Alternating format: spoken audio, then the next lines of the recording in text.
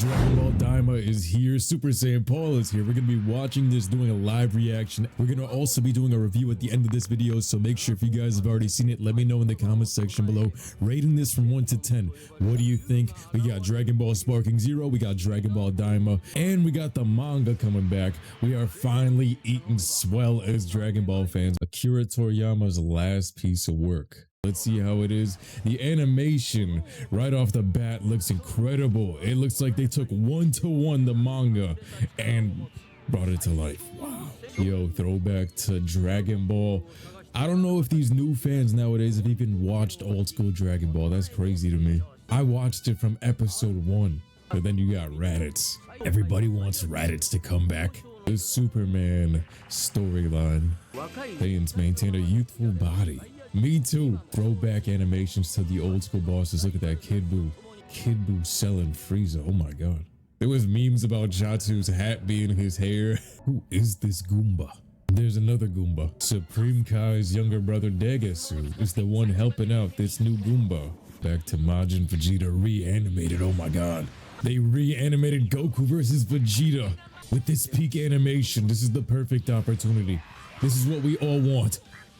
Dragon Ball Z reanimated with this style. Oh my god. 1-to-1 with Bruce Falconer. This is movie quality. Movie quality. Oh my god.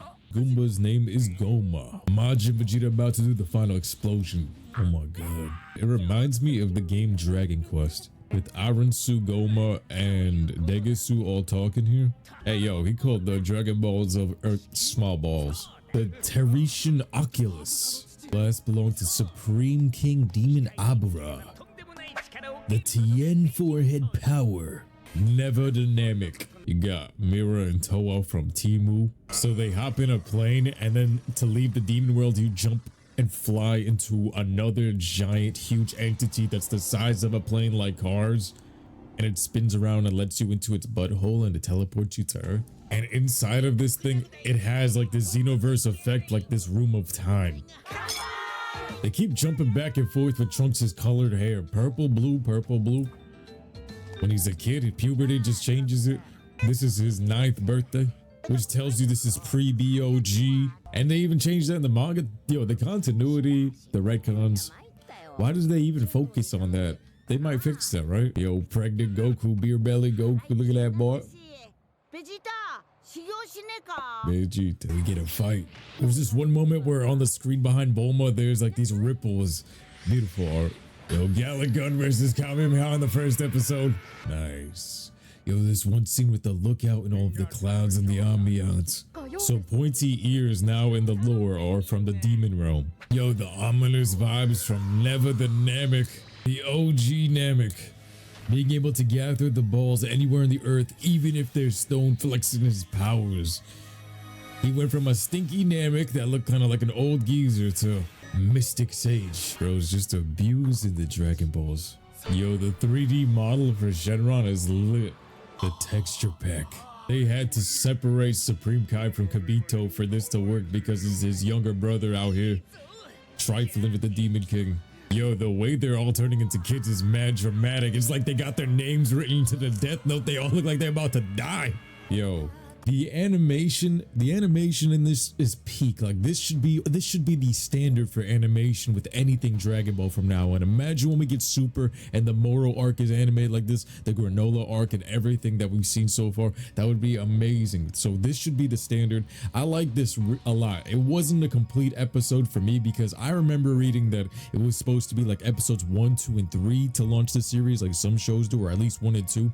This was just part 1, and they did a lot good here. I just don't like the retcon for the Supreme Kai thing. That's just me nitpicking, and I do wish we saw more of the demon world because the whole scene with the plane, that thing took up the whole screen. You didn't get to see much of it outside of the Tamagotchis. I feel like this should have been a 1, 2, or 3 part episode, but it's not the case. We'll see once it's episodes 1 and 2, but for me, if I was to rate this episode out of 10 based on what I saw here, I'll give it an 8. I think the episode was great. I like the background music. I like the tone. tone. I like the vibes. The part where they were in the demon realm, for me, I had a huge Dragon Quest vibe from it. It reminded me of from the music, the ambiance you hear in the background with the footsteps and even the wind passing through. I think it was completely genius for them to kind of recap everything in the Boo arc. It was a perfect arc to get like a new generation of, I guess, first graders into the show, if that's their primary demographic, plus the OGs at the same time. Like, that's one of the last arcs from the peak of Dragon Ball, and they took that, reanimated one of the best fights in anime of all time. And with the modern animation, I think it was just a collectively great way to pull the nostalgia out of us while getting a new audience at the same time. It's genius. So they showcased that, yo, what did Dragon Ball look like with this animation? And they showed it right from the jump and the best moments possible with the highlights of the show. Genius idea. You know what? I bump it up to an 8.5. I give Dragon Ball Daima episode 1 an 8.5 just because they were smart enough to do that. And I think my two biggest gripes is that I feel like it should have been longer. I had heavy Dragon Ball Super Broly movie vibes because they built up some crazy lore here with the retconning of the Potaras, the pointy ear demon thing, even with Deborah and Abura and the rest of Supreme Kai's family. There's a lot of lore that was poured into here. The thing that I'm missing though is more of the demon realm. I didn't like that big plane thing. I didn't like how, yeah, it's kind of like a ripoff of the Xenoverse thing in a plane form. To me, that was like, I don't really like this character, this Cars looking character, and the fact that he took up the entire screen so you couldn't see the rest of this realm. I wanted to see more. I wanted to see more characters, but if that's in episode 2 and 3, all is forgiven. But right now, I'll give it an 8.5. What do you guys think in the comment section below? Are you guys hyped for this? It's kind of ironic that Dragon Ball GT started because of the abuse of the Dragon Balls. This is the abuse of the Dragon Balls like never before. This man ripped them out of the stone to make that wish, kind of pulled them all to his realm by just doing that, and it's just gonna bring him more pain in, and that's how they're gonna defeat him before Beerus shows up, because this is pre-BOG. But let me know what you guys think in the comment section below. Make sure you guys smash that like button. We're going to be throwing hands on Dragon Ball Sparking Zero, so I'll be seeing you guys later, alright? Young Money, baby.